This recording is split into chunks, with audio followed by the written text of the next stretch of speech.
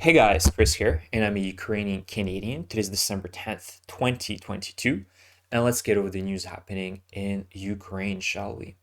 So, today, the Pentagon indicates that they gave the green light for Ukraine to continue their drone strikes within Russia. So, Washington is now less concerned that the new long range strikes inside Russia could lead to a dramatic escalation. Moscow's revenge attacks have to date all involved conventional missile strikes against civilian targets. But previously, as we remember, the Pentagon was really worried that, Ukraine attacking Russia would basically give a casus belli for the Kremlin to start doing, tactical nuclear strikes if they wanted to, or by targeting neighboring NATO countries. So right now it's great news because this gives more confidence to the Ukrainian forces that they can continue striking Russian targets within Russia. And we've seen that they're legitimate targets. The Ukrainian forces are not going for civilian infrastructure, civilian, I should say, targets like Russia does. The only strikes we've been hearing in the last few months have been oil refineries, air bases, naval ports, strategic military assets within Russia. And that needs to continue. And this gives more confidence for the Ukrainian forces to continue doing that with their drones. And I cannot wait to see what's going to happen, especially with the new drones that are coming in within the forces, the ones that I indicated in my previous video, that had 1,000 kilometer range, that had a really good payload. Very excited to see what kind of damage they can do for against Russian military targets inside Russia. So overall, that's great news. Now, there's a lot of help that Ukraine is currently getting from international partners. First thing, and that was surprising to me, is that Morocco has pledged assistance to Ukraine by promising to supply spare parts for T-72 tanks. These are really essential. T-72s right now are being used by both the Russians and the Ukrainian army. So this is really, really important.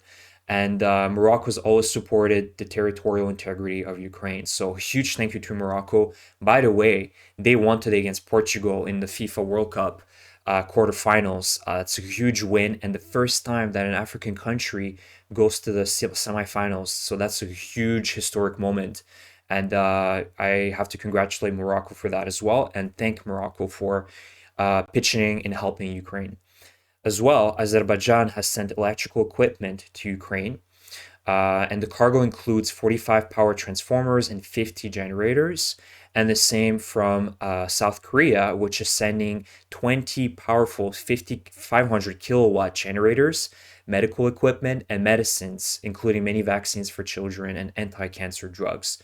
Again, super important, medical aid, logistical aid, infrastructure aid is really necessary, and I'm sure these generators are going to be used for, major institutions such as hospitals, libraries, schools, government buildings. So that's really good news, and it helps the Ukrainian people live through and get by this winter.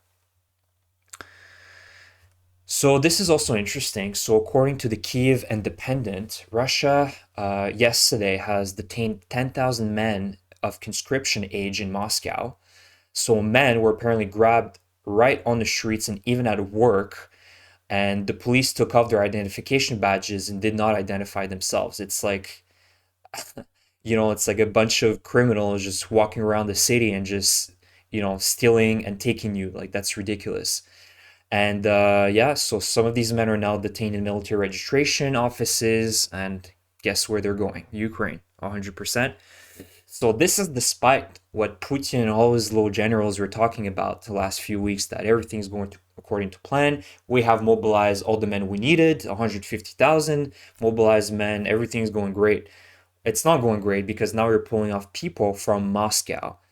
This is very concerning, I think, for the Russian people because the urban centers in Russia were the untouchables, right? Before, Russia started losing, they were doing somewhat of a silent mobilization, right? In small rural, like small areas in Russia, which obviously was helpful for Russia.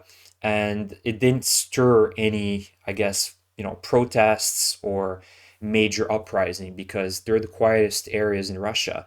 But urban centers, this is where revolutions start brewing, right? They can start in small rural areas, but where they really take into effect is in urban centers. In any time in history, that was the case. And so this is, the water starts boiling.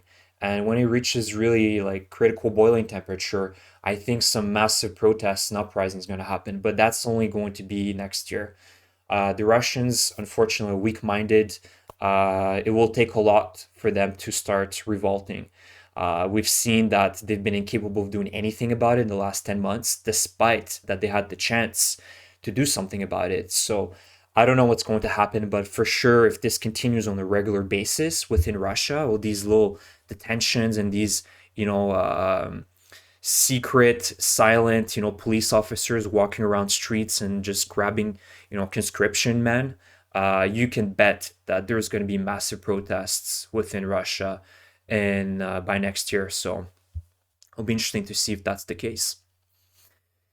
So a little update on the map. So in Kremina, the Ukrainian forces are having some success, and the villages of Debrova and Kuzmine, which are right below Kremina, around here, are currently under Ukrainian control, so full Ukrainian control. It brings them about 7 kilometers away from Kremina. So let's take a look on the map here. So Kremina is right here, just north of Severodonetsk and Lysychansk. And so Debrova and Kuzmine are right here.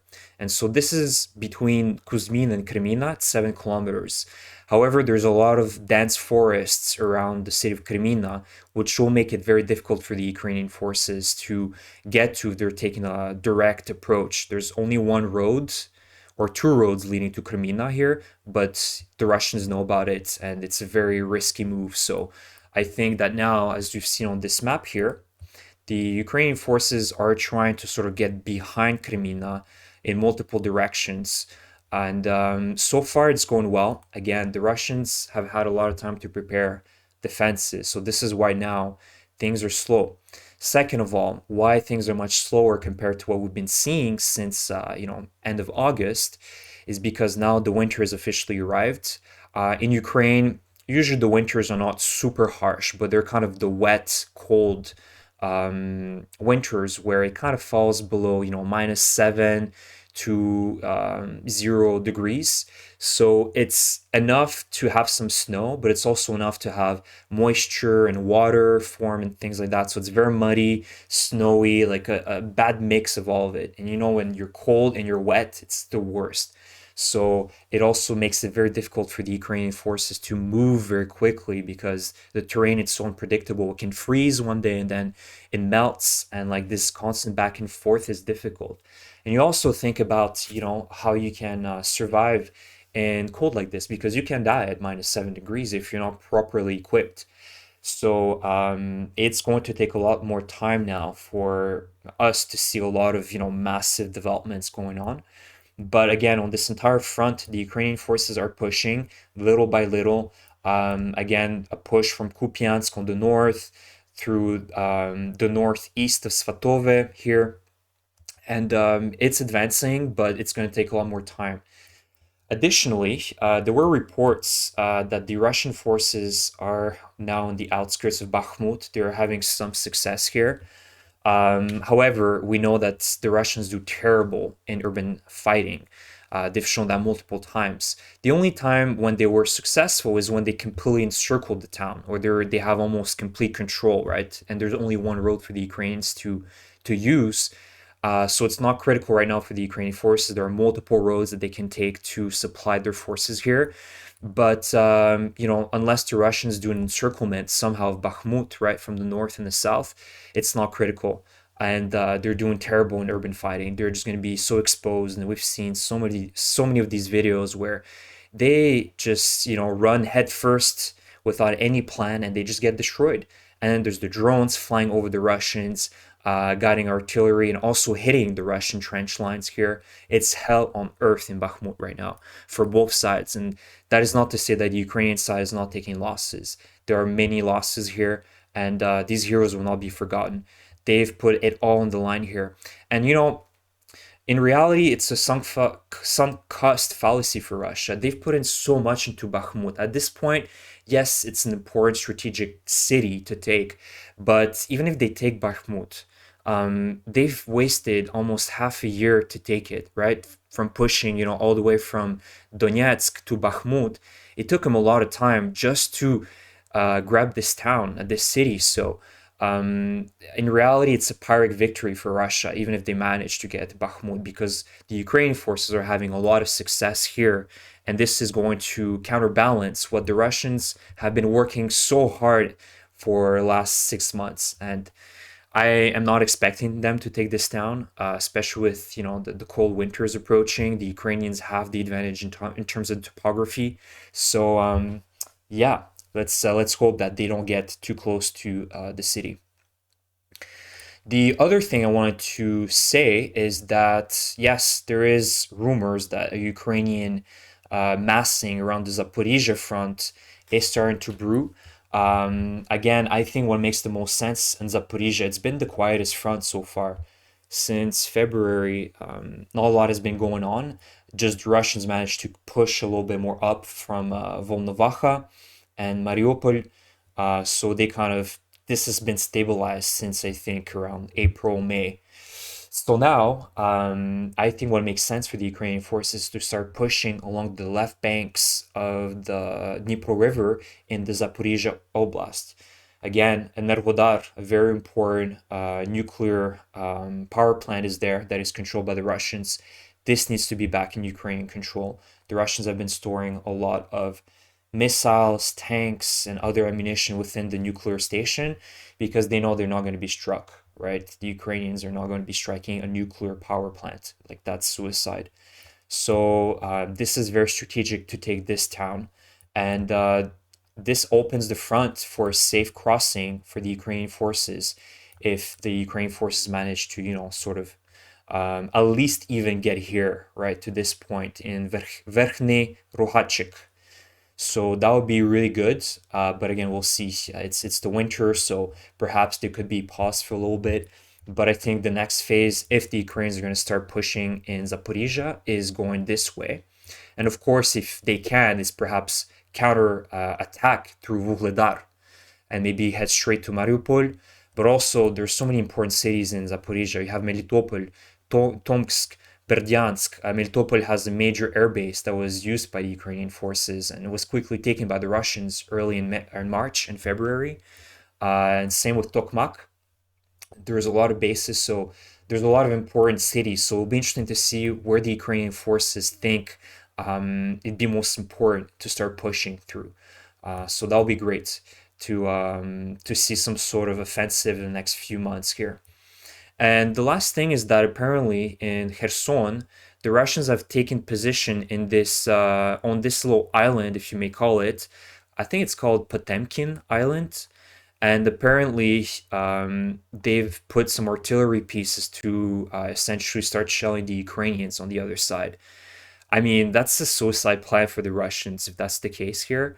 If they've taken some control of these shores, I mean, they're so open, like, and plus they have to now, like, how are they going to get out if they get struck and, like, the Ukrainians somewhat push them? Like, it's such a suicide plan. And imagine with the HIMARS systems, like, they can, the Ukrainian forces can literally fire from, I even think, from Krutey Yar, let's say, to here. That's 22 kilometers, and the range that the HIMARS system has is like 70. So they can hit the Russians from anywhere. They won't even know. So I don't know what this plan is going to do to help them. So that's pretty much it for the map update. I'll get back to you maybe the next few days or maybe even tomorrow if there's any new developments. Let's see some videos. So Putin had his little ceremony, yes, a couple days ago, and he looks kind of drunk. So let's hear what he has to say. The informational standoff, the information throw-ins, all the fakes, all the nonsense, they must stand aside. This should not prevent us from fulfilling our duty to our people. The duty to kill Ukrainian people. And you don't need to be particularly well versed in this informational confrontation to understand what's actually going on. What is going on, Putin?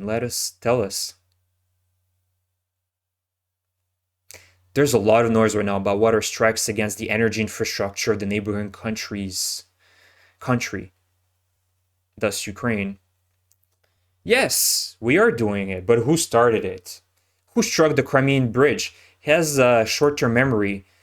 Crimean Bridge was in October. The war started in February. And who started the war? Who blew up the power lines of the Kursk nuclear power station? Oh, poor Russians, the Kursk nuclear power station power lines. Who is not providing water to Donetsk? Clearly not Russia. Not providing water to a city with 1 million population is an act of genocide. No one said a word about it anywhere. Well, guys, this is just the way that Putin thinks, but, war is war, and it's not perfect on both sides. The people of Donbass have struggled through this war, but it's all because of the Russian aggression, which started in 2014. All of this, that the power lines and the people of Donbass, had Russia never started this conflict, the people of Donbass would have been very happy with Ukraine, trust me. And I think a lot of the people in Donbass that stood with Russia back then are now regretting their choices, but they're shut down because, they're being told Russia has done so much for you and Putin, look at this great leader, and they just have to shut it. So unfortunately, Putin is doubling down, he's going all in. This is Vuhledar in Zaporizhzhia, so this is the town that the Russians are trying to take here, Vuhledar, and this is how it looks like.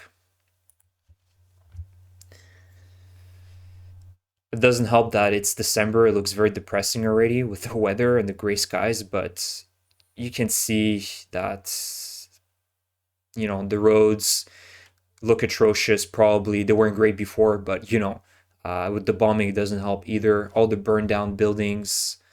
It's crazy, just to see that destruction. The trees are down. The power lines are off. Like, people can't really live like that. Where do you go to buy your food? The markets are all closed. Everybody left these cities almost, and towns and villages. There's, 5-10% left at most. It's terrible. Oh my God. Look at all that char that built up from the fires in the apartments. This is what Russia brings, but war is war, and it's never going to be beautiful. So, unfortunately, this is what's happening right now in eastern Ukraine.